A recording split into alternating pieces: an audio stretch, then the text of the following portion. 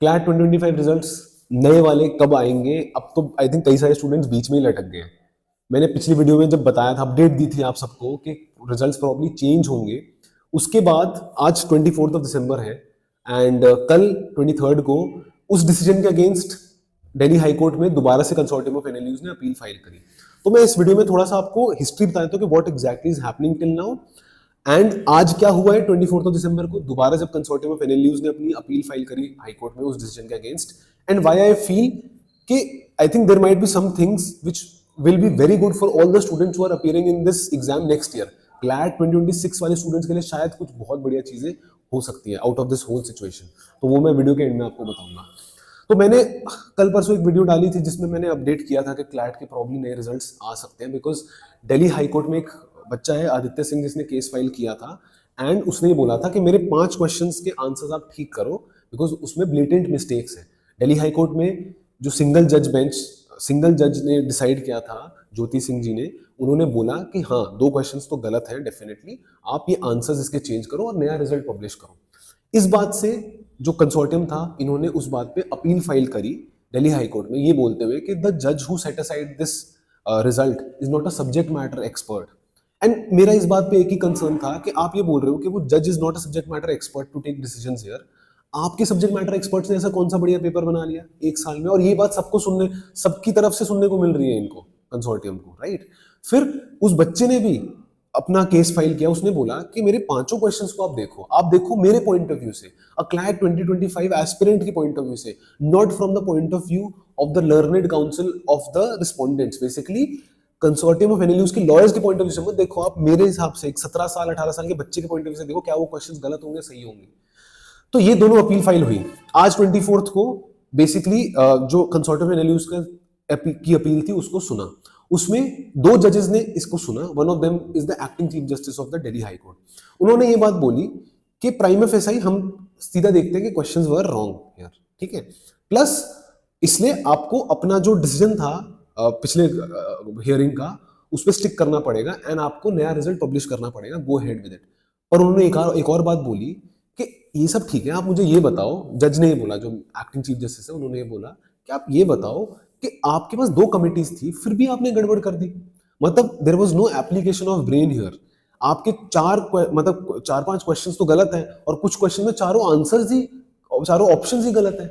आप ये कैसे कर रहे हो? और उन्होंने अब बोला है कि 7 जनवरी को दोबारा इसकी नेक्स्ट हियरिंग होगी। उसमें प्रॉब्ली देखो पॉसिबिलिटी है कि इस पोर्शन ऑफ थिंग, मतलब इन्होंने बोला है कि आप रिजल्ट पब्लिश कर दो नया वाला अपडेटेड रिजल्ट, उसके अलावा कुछ बात करते होंगे।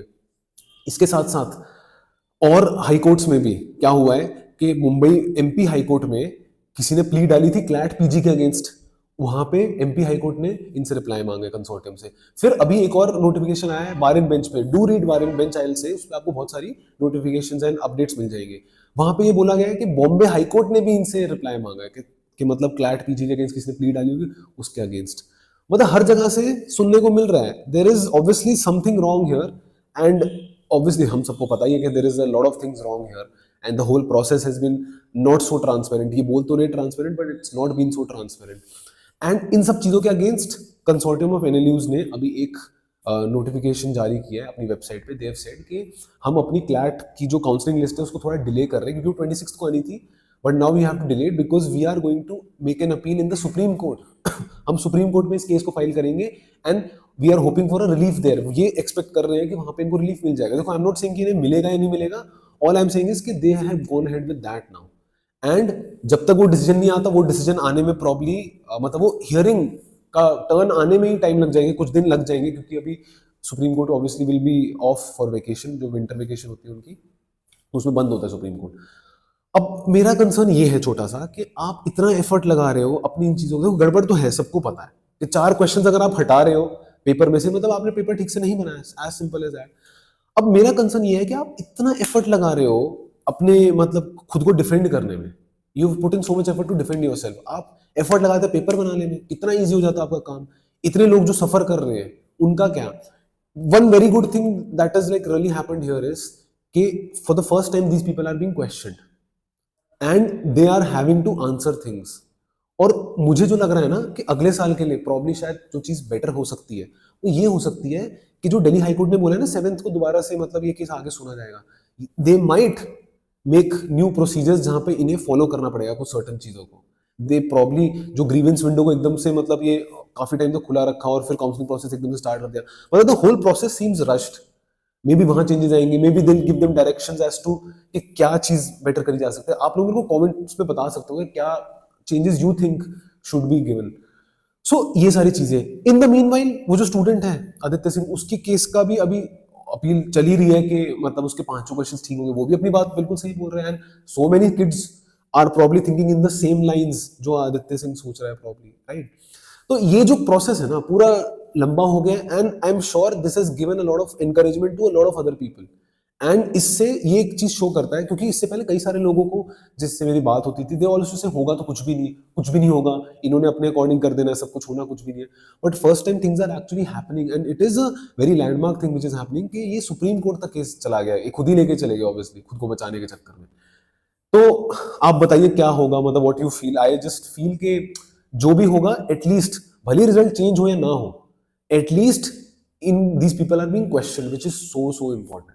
ठीक है, तो लेट्स सी कि क्लैट 25 का रिजल्ट अपडेट होगा या नहीं होगा। पॉसिबिलिटी है कि बहुत सारा भी चेंज हो सकता है, मतलब पॉसिबिलिटी है। आई एम नॉट सेइंग कि it is a 90% possibility, I am saying there is a possibility, and also there is a possibility कुछ भी ना होगा, सुप्रीम कोर्ट ने बोल दिया कि नहीं इसको सेम रखो, तो वो भी पॉसिबिलिटी हो सकती है। या फिर वो जो बच्चा है आदित्य सिंह, उसके 5 क्वेश्चन चेंज हो सकते हैं, उससे तो बहुत चेंजेस आ जाएंगे फिर, राइट। तो पता नहीं क्या होगा exactly, but let's see, let's wait and watch for the next few days.